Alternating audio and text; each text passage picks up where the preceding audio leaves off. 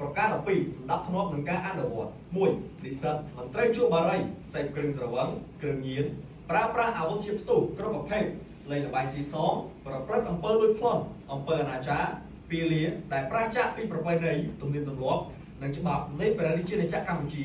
ដែលបានចូលរួមជាធរមានជាដាច់ខាត2និស្សិតមិនត្រូវឃោសនាឲ្យគណៈបកនយោបាយឬសាសនាផ្សេងជាដាច់ខាត3និស្សិតមិនត្រូវបង្ខូចកិត្តិយសសាកលវិទ្យាល័យថ្នាក់ដឹកនាំសាកលវិទ្យាល័យមិត្តភ័ក្តិនិងនិយាយអាក្រក់ពីអ្នកដទៃពីមហាវិទ្យាល័យមួយទៅមហាវិទ្យាល័យមួយឬពីសាខាមួយទៅសាខាមួយដែលជាហេតុនៃទម្លាប់ជាដាច់ខាត4និស្សិតមិនត្រូវគំរាមកំហែងបង្ខិតបង្ខំបញ្ចុះបញ្ចូលឬប្រើកលល្បិចណាមួយដើម្បីឲ្យនិស្សិតដទៃទៀតភ័យខ្លាចតាមរូបភាពផ្សេងដើម្បីទាញយកប្រយោជន៍ផ្ទាល់ខ្លួនជាដាច់ខាត5និស្សិតមិនត្រូវបង្កអំពើហិង្សាឬទំនាស់ផ្សេងជាមួយនិស្សិតដូចគ្នាសាស្ត្រាចារ្យបុគ្គលិកឬគណៈគ្រប់គ្រងជាដាច់ខាតក្នុងករណីកើតវិវាទផ្សេងត្រូវរាយការណ៍ជូនគណៈគ្រប់គ្រងតាមមហាវិទ្យាល័យរបស់ខ្លួនដើម្បីដោះស្រាយ6និស្សិតមិនត្រូវធ្វើឲ្យបាត់បង់សកម្មភាពឬខូចខាតបរិស្ថានរបស់សាកលវិទ្យាល័យដូចជា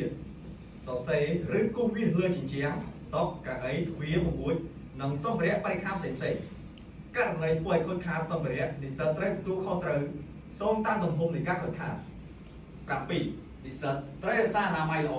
ដោយមិនត្រូវចោលសម្រាមក្រៅធុងសម្រាមមិនត្រូវបើកភ្លើងឬទឹកចោលជាដាច់ខាត8និស្សិតមិនត្រូវសរសេរបង្ហោះចែករំលែកនិងផ្ដល់យោបល់លើបណ្ដាញទំនាក់ទំនងសង្គមដូចជា Facebook Twitter Telegram TikTok Video Live YouTube Instagram Line នៅពាក្យអសិលធម៌ការជេរប្រមាថការឌៀមដាមការឆ្លើយឆ្លងឬការទីទានគ្នាក្នុងវិន័យបរិហាកេឬមានបំណងអាក្រក់ណាមួយទៅលើថ្នាក់ដឹកនាំសាកលវិទ្យាល័យសាស្ត្រាចារ្យនិងមិត្តភ័ក្តិជាដាច់ខាតរាល់បាតុភិបដែលកើតឡើងពាក់ព័ន្ធជាមួយសាកលវិទ្យាល័យត្រូវរាយការណ៍ជូនសាកលវិទ្យាល័យទីការរងទទួលបន្ទុកសាខាតាមរយៈប្រព័ន្ធរងខ្លួនភ្លាមដើម្បីពិភាក្សាដោះស្រាយចំពោះទី7ការប្រឡងនានាប្រការ13មុនពេលប្រឡង1និស្សិតទាំងអស់ដែលសិក្សានៅក្នុងថ្នាក់រៀនសិក្សាតាមប្រព័ន្ធអេឡិចត្រូនិកនិងការសិក្សាតាមបែបចម្រុះត្រូវចូលរួមប្រឡងទៅតាមការណែនាំនិងការបរិច្ឆេទដែលកំណត់ដោយសាកលវិទ្យាល័យ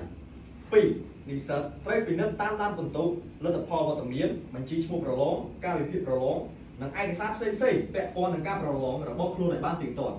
ក្នុងករណីមានភាពមិនប្រក្រតីនិស្សិតត្រូវរាយការណ៍ជូនព្រឹទ្ធបរិរងមហាវិទ្យាល័យរបស់ខ្លួន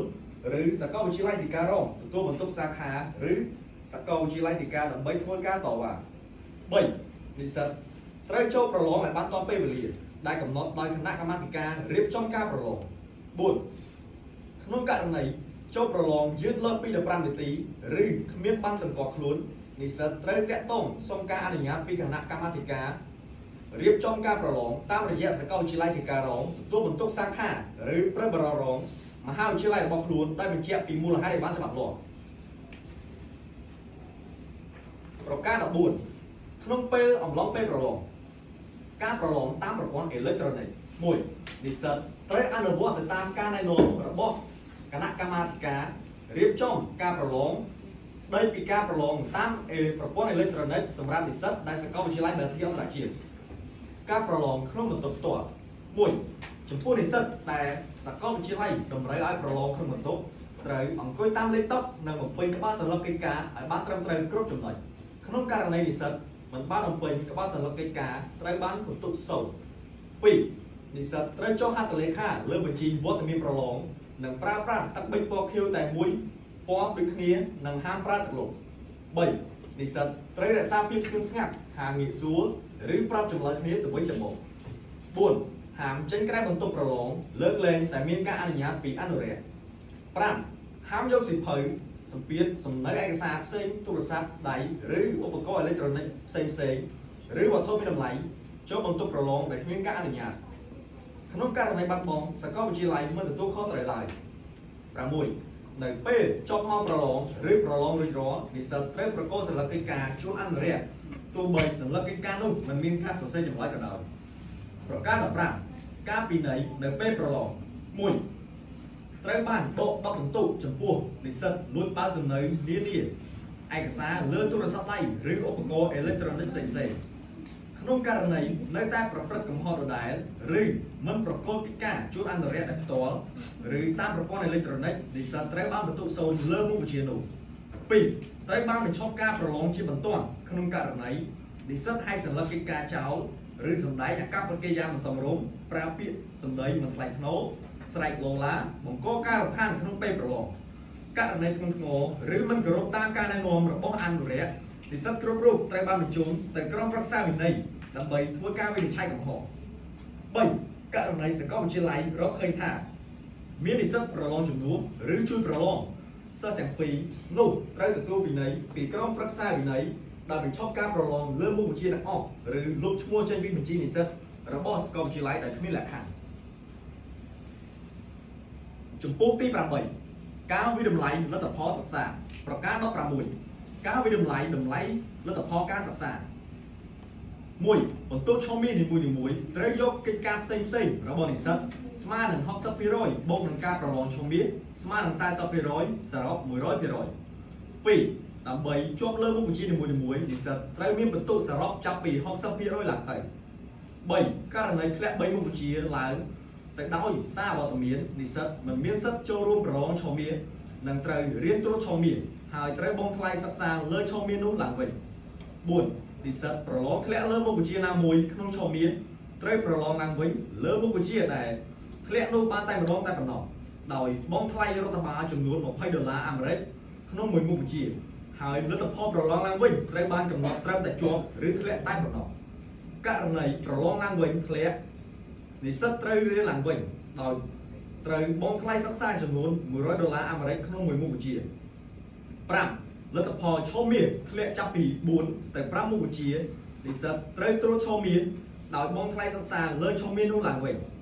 6. និស្សិតដែលរៀនមិនទាន់បានគ្រប់មុខវិជ្ជាឬប្រឡងធ្លាក់ឬរៀនឡើងវិញមួយឈុំមានត្រូវស្នើសុំការអនុញ្ញាត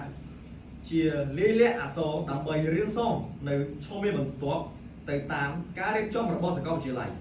7. និស្សិតដែលរៀន2មុខជំនាញនៅសាកលវិទ្យាល័យបែរធីអន្តរជាតិត្រូវបានអនុញ្ញាតឲ្យជ្រើសរើសមុខជំនាញណាមួយដើម្បីចូលរួមប្រឡង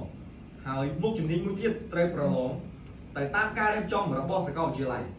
8. ចំពោះនិស្សិតអាហារូបករណ៍គ្រប់ប្រភេទដែលបានប្រឡងធ្លាក់ត្រូវបង់ថ្លៃប្រឡងឡើងវិញបង់ថ្លៃរៀនសារឡើងវិញលើមុខវិជ្ជាឬបង់ថ្លៃលើរៀនត្រួតពិនិត្យឈុំមានឡើងវិញដោយនិស្សិតធម្មតាដែរប្រការ 17 និស្សិតឆ្នាំបញ្ចប់ 1. និស្សិតទាំងអស់ត្រូវប្រឡងជាប់ក្រុមមុខវិជ្ជាទាំងអស់ជាស្ថាពរគ្រប់ឆ្នាំសិក្សាទើបត្រូវបានអនុញ្ញាតឲ្យធ្វើការប្រឡងបញ្ចប់ 2. និស្សិតទាំងអស់ត្រូវមកដាក់ពាក្យចុះឈ្មោះសុំសិទ្ធិប្រឡងបញ្ចប់តាមការកំណត់របស់សាកលវិទ្យាល័យ 3. ករណីនិស្សិតប្រឡងបញ្ចប់ធ្លាក់សាកលវិទ្យាល័យអនុញ្ញាតឲ្យធ្វើការប្រឡងសងបានតែម្ដងគត់តែប៉ុណ្ណោះដោយត្រូវបង់ថ្លៃរដ្ឋបាលចំនួន$50អាមេរិកក្នុងមួយមុខវិជ្ជាដើម្បីសុំចុះឈ្មោះចូលរៀនសុំចុះឈ្មោះសិទ្ធិប្រឡងឡើងវិញហើយបើប្រឡងធ្លាក់ទៀតនោះនិស្សិតរូបនោះត្រូវរងចាំធ្វើការប្រឡងសងជាមួយនិស្សិតចំនួនក្រោយនៅឆ្នាំសិក្សាបន្ទាប់ដោយត្រូវបង់ថ្លៃរដ្ឋបាលចំនួន$50អាមេរិកក្នុងមួយមុខវិជ្ជាដើម្បីចុះឈ្មោះសុំសិទ្ធិប្រឡងម្ដងទៀត 4. លក្ខខណ្ឌដែលកំណត់ថាបានបញ្ចប់ថ្នាក់បរិញ្ញាបត្រដោយជោគជ័យជាស្ថាពរបានលុះត្រាតែនិស្សិតរូបនោះបានប្រឡងជាប់គ្រប់មុខវិជ្ជានិងបានប្រកួតនិកាបតបញ្ញាបត្រព្រមទាំងបំពេញគ្រប់លក្ខខណ្ឌទាំងអស់របស់សាកលវិទ្យាល័យទើបអាចទទួលបានសាកលទើបអាចទទួលសញ្ញាបត្របានប្រការ 14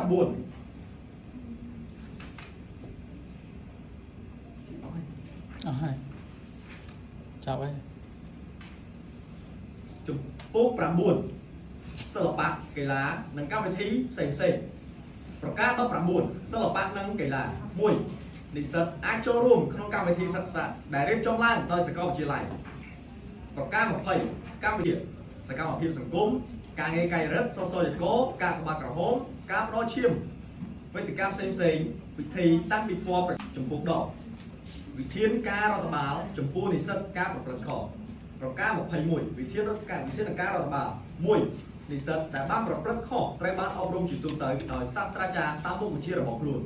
2. និស្សិតដែលបានប្រព្រឹត្តខុសហើយមិនព្រមកែប្រែត្រូវបានអប់រំដោយផ្ទាល់ពីព្រឹទ្ធបរិរងនៃមហាវិទ្យាល័យដែលខ្លួនបានសិក្សា 3. និស្សិតដែលបានប្រព្រឹត្តខុសដដែលនៅតែមិនព្រមកែត្រូវបានអប់រំជាលាយលក្ខណ៍អក្សរ ដោយព្រឹកបរិបទរបស់ខ្លួននឹងត្រូវរាយការណ៍ជូនថ្នាក់ដឹកនាំសាកលវិទ្យាល័យដើម្បីជ្រាបជាព័ត៌មាន 4 ក្នុងករណីធ្ងន់ធ្ងរត្រូវរាយការណ៍ជូនសាកលវិទ្យាល័យកិច្ចការជាបន្ទាន់និងសហការជាមួយប៉ូលីសមូលដ្ឋានដើម្បីដោះស្រាយតាមផ្លូវច្បាប់ចំពោះទី11ការលើកទឹកចិត្តប្រការ22និស្សិតពូកែដែលទទួលបានអញ្ជើញលេខ2ក្នុងកម្មវិធីប្រកួតប្រជែងនានាត្រូវបានលើកទឹកចិត្តដោយការផ្ដល់ជូនជាអាហារូបករណ៍មេដាយបានសរសើរនិងរង្វាន់ផ្សេងៗ Trời ơi này. Con là o sa to môi.